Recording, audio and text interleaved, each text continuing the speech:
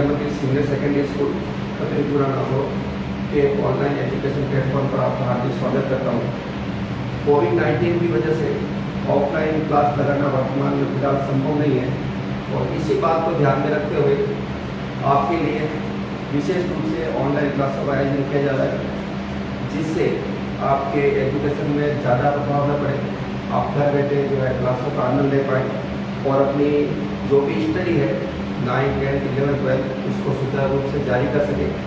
हमारा ये रहेगा प्रयास कि आपको जो है एजुकेशन के लिए कहीं और इधर उधर भटकने की आवश्यकता न पड़े और सीधे ही बाल विद्या मंदिर सीनियर सेकेंडरी स्कूल की ऑनलाइन क्लासेज जो है उनका पूरा फ़ायदा उठा पाएँ और आप भी उठाएँ, आपके जो मित्र हैं, आपके साथी सहयोगी हैं, उनको भी आप इसका फ़ायदा देने का प्रयास करें। मैं आज आपको इंग्लिश का जो एक विषय है, एक टॉपिक की बात कर लेते हैं अपन, डायरेक्ट इनडायरेक्ट, उसके बारे में अपन चर्चा करेंगे।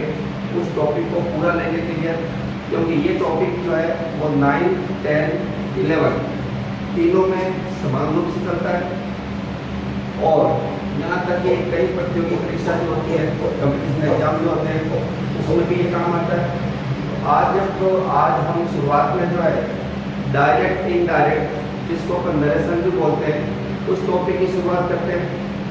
अच्छे से ध्यान लगा के देखिए वीडियो को और ज़्यादा से ज़्यादा इसको शेयर करें और अपने मित्रों को भी बताएं, ताकि वो भी इस ऑनलाइन क्लास का अच्छी तरह से फ़ायदा उठा सकें। तो चलो मित्रों, शुरुआत करते हैं अपन डायरेक्ट इनडायरेक्ट नरेशन से, जो क्लास 9 के लिए भी उपयोगी है, 10 के लिए भी है और 11 के लिए भी है और कॉम्पिटिशन एग्जाम जो भी फाइट करते हैं उनके लिए भी ये वीडियो उपयोगी होगा। ऐसी कामना के साथ हम इसको शुरू करते हैं। ठीक है, शुरुआत में अपन लिखते हैं डायरेक्ट एंड इनडायरेक्ट।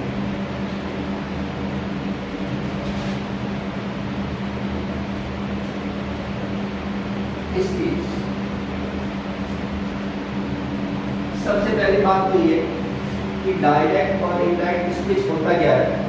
तो स्पीच का मतलब अपन बोलने से ले सकते हैं कि जो चीज़ अपन बोलते हैं वाक्य के रूप में, वो स्पीच कहलाता है। अब इसके दो भाग हो रखे हैं, एक तो भाग डायरेक्ट का है और दूसरा भाग इनडायरेक्ट का है। तो इसको समझने के लिए यहाँ पे अपन थोड़ा प्रयास करते हैं। जैसे मैंने पहले लिखा डायरेक्ट और नंबर 2 पे आ रहा है इनडायरेक्ट। होता क्या है वो अपन बता देते हैं। सबसे पहली बात तो ये कि एक बोलने वाला होता है जिसको अपन स्पीकर कहते हैं, एक सुनने वाला होता है जिसको अपन लिस्टर बोलते हैं। तो ये फॉर्मूला वहाँ पे रखा हुआ है। डायरेक्ट का मतलब ये हुआ कि अपने को किसी के द्वारा कही गई बात को दूसरों को कहना है, लेकिन तो उसी के शब्दों में कहना है। अगर इसको सरल रूप में कहा जाए तो डायरेक्ट स्पीच का मतलब ये होता है कि किसी के द्वारा कही गई बात को उसी के शब्दों में अन्य से कहना। इसका मतलब ये हुआ कि हमें उसके शब्दों में किसी प्रकार का फेरबदल नहीं करना है और वो केवल शब्द जो उसने कहे वो उसको अगले वाले को कह देंगे। ये तो वो डायरेक्ट की भाषा। अब बात करते हैं इनडायरेक्ट। इनडायरेक्ट का मतलब अगर हम हिंदी में ले तो वो होता है अप्रत्यक्ष। अप्रत्यक्ष का मतलब ये होता है कि किसी के द्वारा कही गई बात को अपने शब्दों में किसी अन्य से कहना, या फिर वक्ता के द्वारा कही गई बात को अपने शब्दों में किसी अन्य से कहना, वो जो है इनडायरेक्ट कहलाता है। दोनों परिभाषाएं आपको मालूम चल गई होगी। वापस से एक बार समझ कर देता हूँ कि डायरेक्ट की परिभाषा क्या होती है कि वक्ता द्वारा कही गई बात को उसी के शब्दों में किसी अन्य से कहना, ये तो कहलाता है डायरेक्ट स्पीच। और इनडायरेक्ट की जब हम बात करते हैं तो इसका मतलब ये होता है कि वक्ता द्वारा कही गई बात को अपने शब्दों में किसी अन्य से कहना, वो होता है इनडायरेक्ट। ये तो थी इसकी परिभाषा की बात। अब बातें करते हैं अपन कि ये होता क्या है। डायरेक्ट का वाक्य किस प्रकार का होता है, इनडायरेक्ट का वाक्य किस प्रकार का होता है। तो इसके लिए अपन एक उदाहरण लेते हैं। उदाहरण से आपको समझ में आ जाएगा। जैसे पहले मैंने उदाहरण दिया,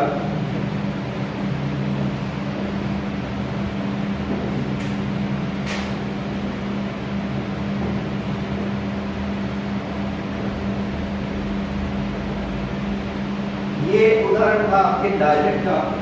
ठीक है, अब डायरेक्ट में है क्या, मैं इसके भाग अलग अलग कर देता हूँ। जैसे ये जो है वो 699 में तो इन्वर्टेड कॉमा कहलाती है। 699 बोलते हैं इसको, पाकिस्तानी भाषा में, ये वाला भाग यहाँ से लेकर यहाँ तक का भाग जो होगा वो रिपोर्टिंग वर्ब का होगा, जिसको आर्मी से दर्शाया जा सकता है रिपोर्टिंग वर्ब। अब इसमें अगर अपन बात करें तो ये वाला जो है वो वर्ब है, सेड टू जो होगी वो वर्ब होगी, और इसके आगे वाला भाग जो होगा जो ये सब्जेक्ट के रूप में आया हुआ ये कहलाएगा रिपोर्टिंग वर्ब का सब्जेक्ट, और उसके बाद इसके बाद वाला भाग जो नहीं आया हुआ है वो कहलाएगा रिपोर्टिंग वर्ब का ऑब्जेक्ट। ये बात अपने को ध्यान रखनी होगी कि जब डायरेक्ट वाक्य होता है उसके लगभग दो भाग हो जाते हैं। एक भाग जो होता है वो रिपोर्टिंग वर्ब कहलाता है।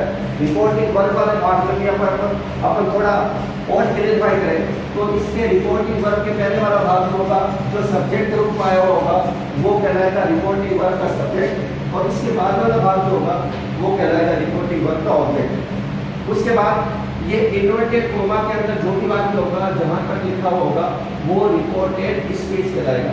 आरएस का मतलब होगा रिपोर्टेड स्पीच। ये वही वाक्य होगा जो वक्ता के द्वारा कहा गया होगा और आप किसी अन्य से वो का वाक्य वापस कह रहे हैं, उसमें किसी प्रकार का परिवर्तन आप नहीं कर रहे हैं।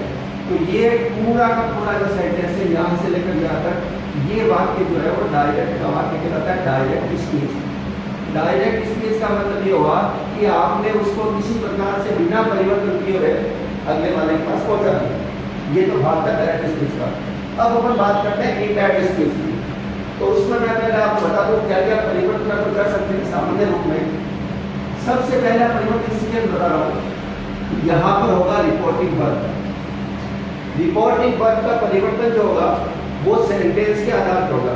अपन आगे अभी बात करेंगे सेंटेंस की, सेंटेंस कितने प्रकार का होता है, कौन कौन से प्रकार से इसमें अपना काम में है। लेकिन सबसे पहला परिवर्तन जो होगा जब हम डायरेक्ट से इनडायरेक्ट पे जाएंगे तो उसमें अपने को जो है यहाँ पहला परिवर्तन रिपोर्टिंग वर्ब पे करना होगा। नंबर 2 बात, ये जो इन्वर्टेड कोमा है इसको हटा के हमें यहाँ पर जो है वो कनेक्टिव का प्रयोग करना पड़ेगा, क्योंकि दोनों को यहाँ पे जोड़ना पड़ेगा। ये फिलहाल वर्तमान में अलग अलग है, और जब इनडायरेक्ट के अंदर आएंगे तो हम इसको दोनों को आपस में जोड़ेंगे और उस समय जो हम संयोजक का प्रयोग करेंगे, कनेक्टिव का प्रयोग करेंगे और वो कनेक्टिव का प्रयोग होगा। ठीक है। नंबर 3 परिवर्तन जो होगा यहाँ पर होगा प्रोनाउन के अंदर। प्रोनाउन के साथ भी आगे बात करेंगे कौन कौन से प्रोनाउन होते हैं, फर्स्ट सेकंड थर्ड, उनमें क्या क्या परिवर्तन होता है, उसके बारे में हम आगे चर्चा करेंगे। लेकिन फिलहाल वर्तमान के अंदर आपको ये समझना जरूरी है कि जब हम डायरेक्ट से इनडायरेक्ट में जाएंगे तो हमें कहाँ और कैसे परिवर्तन करना होगा। नंबर 4 परिवर्तन जो है यहाँ पर होगा, चाहे यहाँ पे हेल्पिंग वर्ब आई हो चाहे यहाँ पर मेन वर्ब आई हो, उसमें हमें परिवर्तन पड़े। इसका मतलब हमें परिवर्तन करना पड़ेगा टेंस के अंदर। तो आप ये बातें ध्यान रखें कि जब हम डायरेक्ट से इनडायरेक्ट में जाएंगे तो हमें मेजरली जो परिवर्तन होते हैं 4 परिवर्तन हमें करने पड़ेंगे। जिसमें पहला परिवर्तन जो होगा वो रिपोर्टिंग वर्ब का होगा, जो वाक्य का प्रकार जिस प्रकार का होगा उसके अनुसार होगी। उसके बाद कनेक्टिव का प्रयोग होगा, वो भी सेंटेंस के आधार पर होगा। टेंस बदलेंगे या नहीं बदलेंगे, कई कंडीशन ऐसी होती है इसमें टेंस का जो बदलना नहीं होता है, लेकिन फिर भी हमें टेंस को बदलना पड़ेगा, नहीं बदलेंगे। और नंबर 3 जो है प्रोनाउन, ये आपको ध्यान में रखना है। अब देखो मैं ये वाक्य आपके सामने जो लिखा हुआ है डायरेक्ट का, इसको मैं इनडायरेक्ट बना कर देखता हूँ कहाँ का परिवर्तन होते हैं। देखो सबसे पहले ही सब्जेक्ट है, उसमें कोई परिवर्तन नहीं हुआ, ही का ही हो गया। अब मुझे रिपोर्टिंग वर्ब को चेंज करने के लिए पहले सेंटेंस को देखना पड़ेगा कि सेंटेंस कौन सा है। तो जो सब्जेक्ट से शुरू हुआ है अंत में फुल स्टॉप लगा हुआ है, इसका मतलब ये एसेंटेंस या सिंपल सेंटेंस है। ठीक है। और जब सिंपल सेंटेंस होते हैं तो सेड या सेड टू जो भी होता है उसको हम रिपोर्टिंग वर्ब को बदलते हैं टोल्ड। ठीक है। उसके बाद ये मी का मीन, यहाँ तक आपको समझ आ गया होगा कि रिपोर्टिंग वर्ब में मैंने पहला परिवर्तन कहाँ पे किया है। पहला परिवर्तन मैंने किया सेड टू को मैंने बदला है टोल्ड के अंदर। क्यों बदला है टोल्ड के अंदर? क्योंकि ये आगे वाला जो सेंटेंस है रिपोर्टेड स्पीच का, ये सेंटेंस जो है वो सिंपल या एसेंटेंस बोलते हैं उसको, वो सेंटेंस है। उसके बाद अपन आगे चलते हैं। दूसरा परिवर्तन आता है यहाँ पर हमें इन्वर्टेड कोमा हटानी पड़ेगी, और जब हटानी पड़ेगी तो यहाँ पे मैं प्रयोग करूँगा दैट का। दैट का प्रयोग मैंने क्यों किया? क्योंकि ये सिंपल सेंटेंस है, और सिंपल सेंटेंस में अपन जब कनेक्टिव का प्रयोग करते हैं तो कनेक्टिव दैट का ही प्रयोग होता है। उसके बाद सबसे बड़ी बात ये प्रोनाउन का चेंज करना। आगे बताऊंगा मैं प्रोनाउन कैसे चेंज होते हैं, किस संदर्भ चेंज होते हैं, लेकिन यहाँ पे मैं सीधा कर रहा हूँ, तो आई फर्स्ट पर्सन का है और जो फर्स्ट पर्सन का होगा तो रिपोर्टिंग वर्ब के सब्जेक्ट के अनुसार चेंज होगा, ठीक है ना।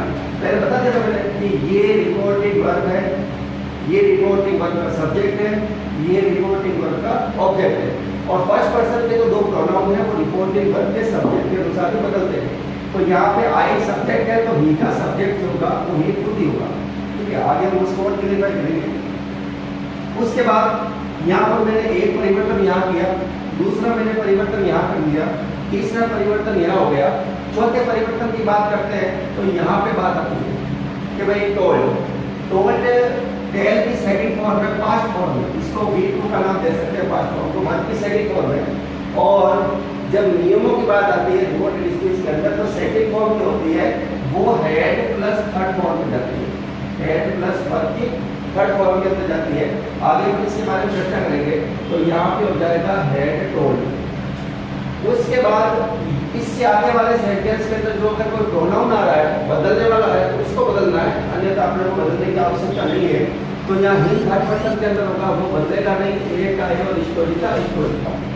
तो ये आपके सामने जो है ये डायरेक्ट स्पीच का वाक्य था, ये इनडायरेक्ट स्पीच का वाक्य था। क्लियरफाई किया मैंने आपको कौन कौन से भाग हैं, दो भाग होते हैं, दोनों भागों में रिपोर्टिंग वर्ब कौन सी है, रिपोर्टिंग वर्ब का सब्जेक्ट कौन सा है, रिपोर्टिंग वर्ब का ऑब्जेक्ट कौन सा है। उसके बाद में हमें कहाँ का परिवर्तन करना है, कहाँ का अपने को चेंज करना है। तो पहला परिवर्तन यहाँ हुआ है, दूसरा यहाँ हो गया, तीसरा यहाँ हो गया, चौथा हेड टोल्ड के अंदर हमें टेंस को चेंज करना है। उम्मीद है आपको ये बात समझ में आ गई होगी पूरी। अब इसके थोड़ा आगे चलते हैं क्योंकि हम पहले इसमें सेंटेंस का प्रकार देंगे, क्योंकि हमें इससे आगे जो है बढ़ना सेंटेंस के प्रकार के हिसाब से बढ़ना होगा। प्रोनाउन की सारणी भी आएगी, केस स्टार्ट भी होगा हमारे सामने में, किस प्रकार से हमें किस टेंस को किस बदलना होगा, तो वो आगे बात है। पहले अपन सेंटेंस के प्रकार की बात कर लेते हैं कि सेंटेंस कितने प्रकार के होते हैं। अगर ध्यान में ना हो तो हमारे यहाँ ध्यान में आ जाएंगे।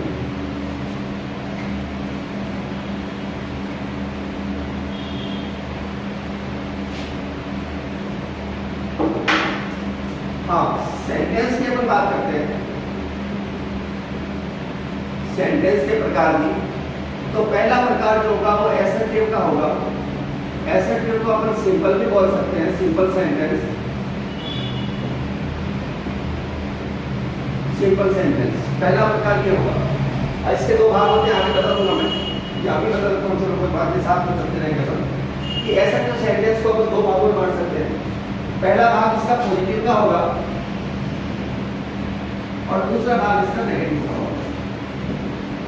एसर्टिव सेंटेंस या सिंपल सेंटेंस दो प्रकार के हो सकते हैं, एक तो पॉजिटिव होगा और एक नेगेटिव होगा। अगर उदाहरण की बात करें तो ये मैंने लिख दिया आई एम ए स्टूडेंट, मैं एक विद्यार्थी हूँ, ये बात आती है। तो इसमें कहीं नॉट का प्रयोग नहीं है, पॉजिटिव है ये, इसका मतलब सेंटेंस पॉजिटिव है। नेगेटिव का अपन बात करेंगे तो I am not a student, तो ये सेंटेंस नेगेटिव हो गया। हालांकि कहने में दोनों सेंटेंस सिंपल है, दोनों एसर्टिव है, लेकिन अगर हम इसके अलग अलग भाग करते हैं तो ये वाला भाग जो पॉजिटिव कहलाएगा और ये वाला भाग जो है नेगेटिव कहलाएगा। उसके बाद नंबर 2 में अपन बात करते हैं तो आता है इंट्रोगेटिव। इंट्रोगेटिव सेंटेंस, इंट्रोगेटिव के सेंटेंस की बात करें तो ये भी जो है दो प्रकार से अपन इसको कर सकते हैं। पहला प्रकार जो होगा वो HV से होगा, दूसरा प्रकार जो होगा वो WH शब्द से होगा। इसको थोड़ा और आगे बताते हैं। तो जिस वाक्य की शुरुआत साइकिया से होती है और बाद में वाक्य के अंत में क्वेश्चन मार्क लगा हुआ होता है तो वो साइकिया से प्रश्नवाचक होगा, और जिसकी शुरुआत WH से होती है और उसके बाद में लास्ट में क्वेश्चन मार्क लगा होता है वो प्रश्नवाचक जो WH होगा। अगर और इसमें अपन बात करें तो साइकिया से जो भी प्रश्न बनेगा उसका उत्तर जो है या तो यस में आएगा या नो में आएगा, हाँ या ना में इसका उत्तर देना पड़ेगा। WH शब्द में ऐसी कोई बाध्यता नहीं है, ठीक है ना।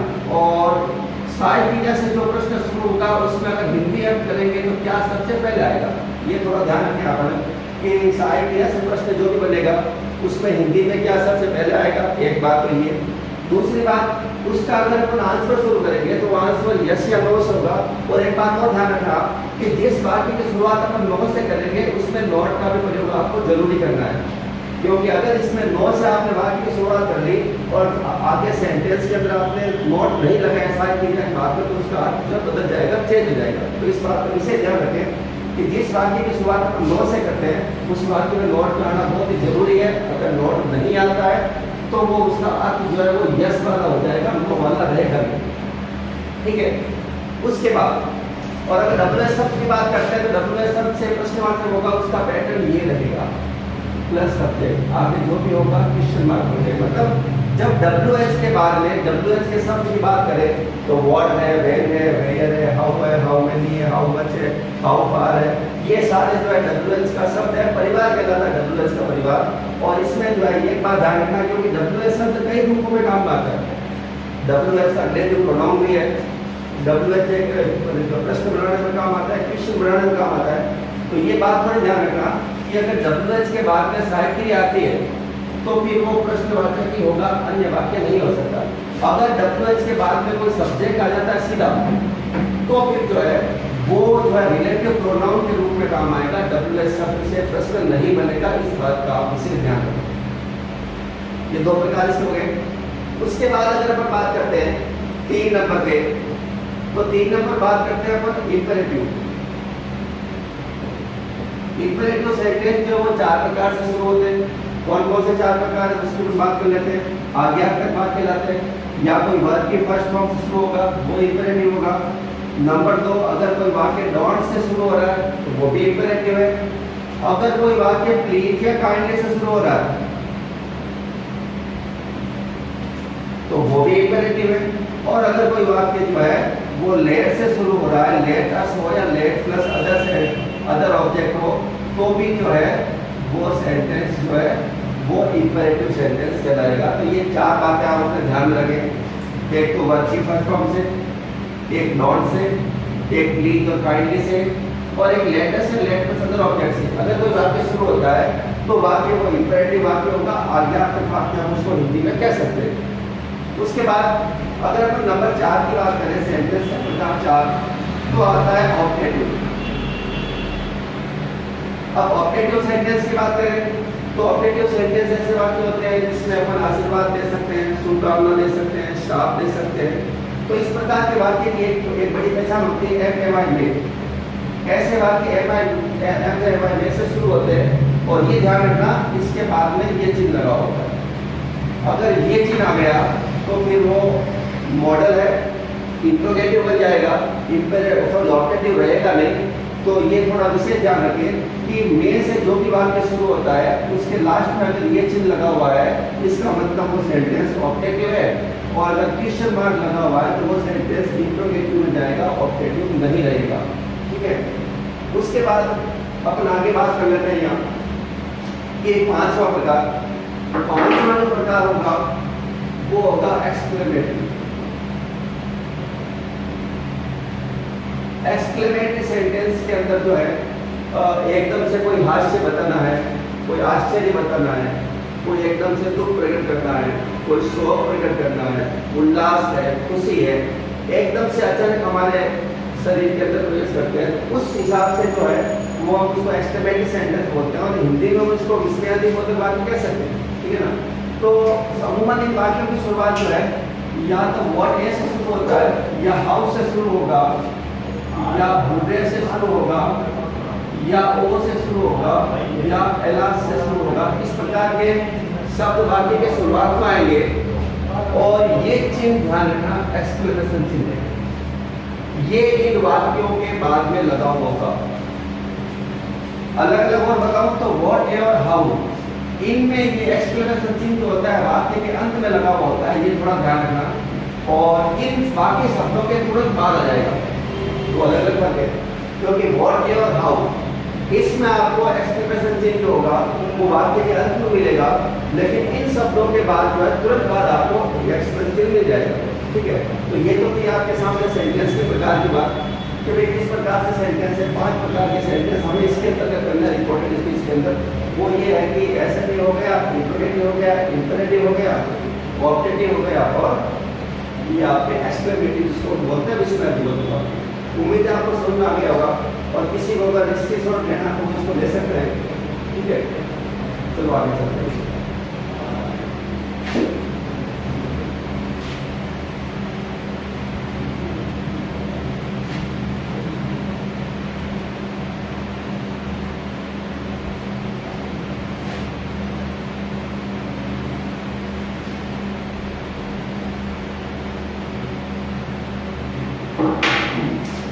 अब आगे हमें क्या करना है, सबसे पहले अपन पर्सनल प्रोनाउन की बात कर लेते हैं, सारणी की बात कर लेते हैं। तो इस प्रकार से क्या परिवर्तन होता है, क्या परिवर्तन नहीं होता है, तो अपन सारणी की बात कर लेते हैं। पर्सनल प्रोनाउन, पर्सनल प्रोनाउन सारणी आपने सभी लोगों ने देख रखी होगी, आपका ध्यान में होगी या तो फिर भी बताना उचित रहेगा, कहीं हो सकता है ध्यान में ना हो ये चीज, तो थोड़ा ध्यान रखना। पर्सनल प्रोनाउन 3 पर्सन में होते हैं, फर्स्ट पर्सन है, सेकंड पर्सन है और थर्ड पर्सन। अगर अपन फर्स्ट पर्सन की बात करें तो दो मिलते हैं, एक तो सब्जेक्टिव फॉर्म में आता है, एक ऑब्जेक्टिव फॉर्म में है और एक पॉजिटिव फॉर्म में। 3 फॉर्म होती है उसकी, कर्ता के रूप में, कर्म के रूप में और संबंध के रूप में। यहाँ अपन फर्स्ट पर्सन में बात करते हैं तो दो चीजें आती है हमारे सामने, आई का ग्रुप आएगा ये और दूसरा ग्रुप जो होगा वो बी का ग्रुप होगा। अगर इसकी और बात करते हैं तो आई का मी होगा, पॉजिटिव माई होगा, वी का अस होगा और इसका और होगा। ये थोड़ा ध्यान रखना क्योंकि इसको बदलना पड़ेगा हमें, सब्जेक्ट से ऑब्जेक्ट बदलना है, ऑब्जेक्ट से पोजीशन में बदलना है, तो ये चीज थोड़ी हमें यहाँ पे ध्यान रखनी होगी। दो विकल्प हमारे सामने फर्स्ट पर्सन पे, सेकंड पर्सन में हमारे पास एक ही होता है और वो होता है यू। यू का कर्म यू ही होता है और इसका संबंध जो होगा वो योर होगा। एक चीज आपके ध्यान में आ रही होगी, कोई यू ही करता है, यू ही करता है, तो कभी वाक्य में आता है इसकी पहचान कैसे करें, यू कर्ता के रूप में या फिर कर्म के रूप में। तो थोड़ा ये ध्यान रखना कि अगर यू किसी अगर यू किसी वर्ब से पहले आ रहा है तो फिर वो यू सब्जेक्ट के रूप में होगा, वर्ब हो सकती है, हेल्पिंग वर्ब हो सकती है, थोड़ा ध्यान रखना। और अगर यू किसी वर्ब या हेल्पिंग वर्ब के बाद में आ रहा है तो वो उसका ऑब्जेक्ट फॉर्म होगा। ये थोड़ा ध्यान रखें क्योंकि दोनों समान है, जब एक बार वाक्य में आ जाते हैं तो मालूम चलता नहीं कि ये सब्जेक्ट के रूप में या ऑब्जेक्ट के रूप में। तो इस बात का आप इसे ध्यान रखें कि अगर वर्ब या हेल्पिंग वर्ब के बाद में क्यों आ रहा है तो वो कर्म के रूप में होगा और उसके पहले आ रहा है तो वो सब्जेक्ट के रूप में होगा, थोड़ा ध्यान रखें। उसके बाद में अपन बात करते हैं थर्ड पर्सन में, तो एक तो ही वाला ग्रुप होगा, एक सी होगा, एक इट होगा और एक दे होगा। ये 4 बातें हमारे सामने आती है। अब इसके प्रमोट बात करते हैं तो ही का हिम हो जाएगा और इसका हो जाएगा आपके ही। सी के दोनों समान है, हर भी है और हर भी है। इट का इट रहेगा और ये इट्स बनेगा और दे का यहाँ पे होगा दे और इसका संबंध जो होगा वो होगा दे।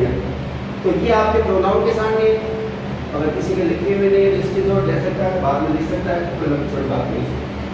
एक बात जो मुझे यहाँ बतानी है वो ये बतानी है कि प्रोनाउन को बदलेंगे कैसे।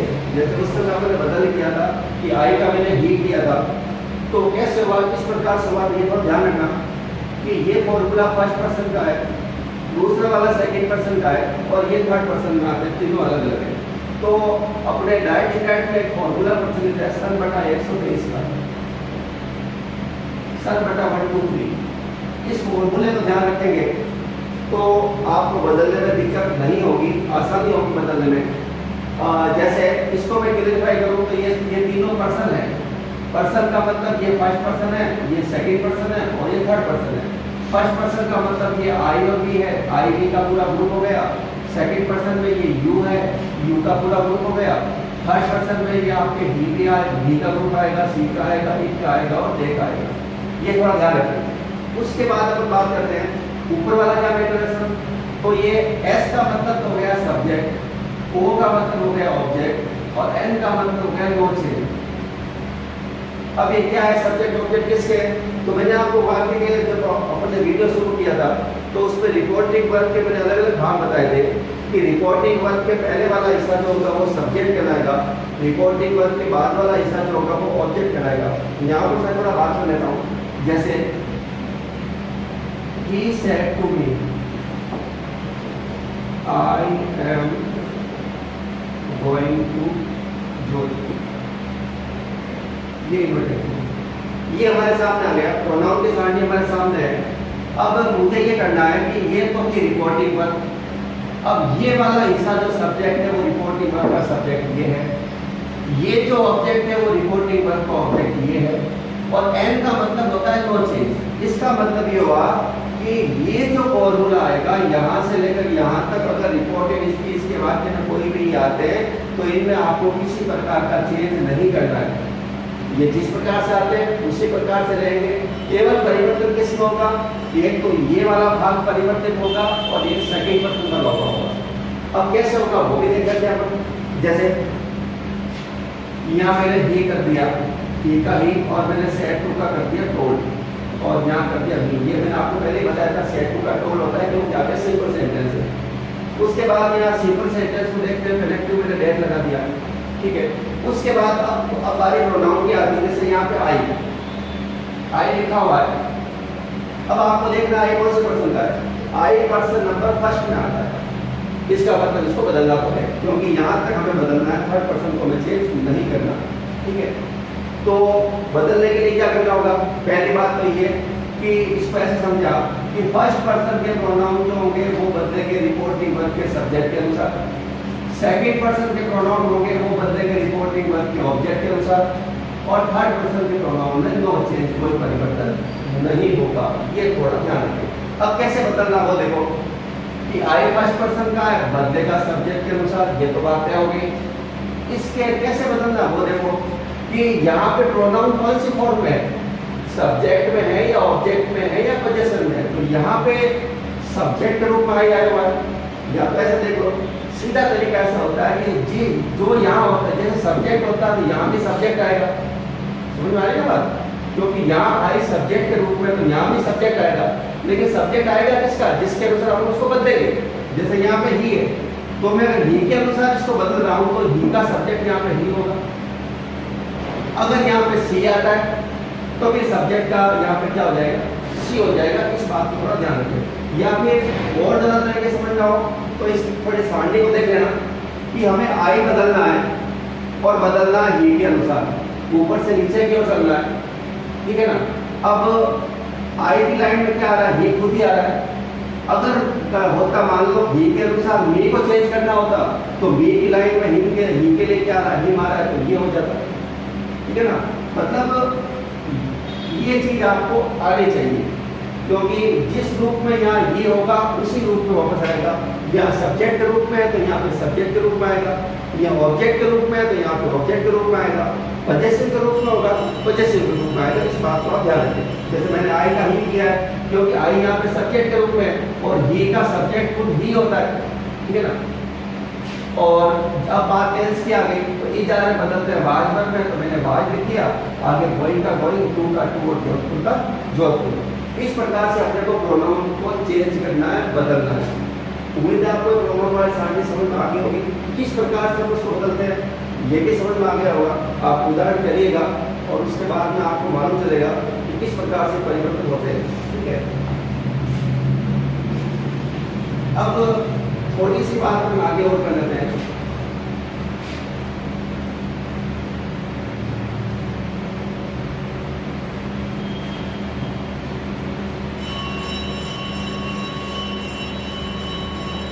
प्रोनाउन वाला मेथड हो गया, डायरेक्ट से इनडायरेक्ट स्पीच वाला मेथड हो गया।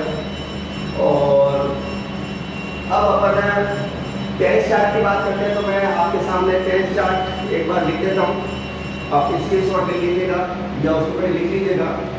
कल जब हमारी नेक्स्ट क्लास होगी तो उस क्लास के अंदर उस चार्ट को पूरी तरह से समझा दिया जाएगा, किस प्रकार से आपको चेंज करना है, किस प्रकार से बदलना है, और फिर हम आगे चलेंगे। तो यहाँ मैं बढ़ा देता हूँ एक चीज़, आप स्क्रीनशॉट लेकर अगर बनाना चाहे तो बना लेना और साथ में लिखना चाहे तो साथ में लिख सकते हैं।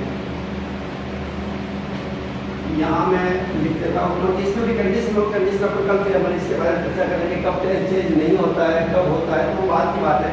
लेकिन पहले हम इसको कर लेते हैं। जैसे डायरेक्ट स्पीच में अगर कोई चीज आएगी तो बदलेगी इनडायरेक्ट।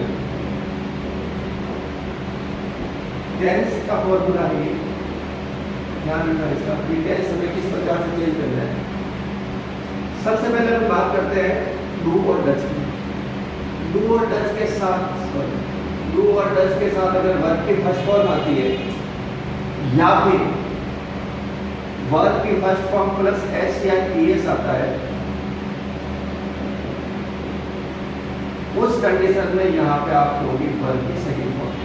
ठीक है, उसके बाद अपन बात करते हैं कि मान लो ये तो सीधा सा पॉजिटिव आ गया, अगर नेगेटिव आने की बात होगी तो डू या डज के साथ में नॉट आएगा, ठीक है ना, और नॉट के साथ में वर्ब की फर्स्ट फॉर्म आएगी।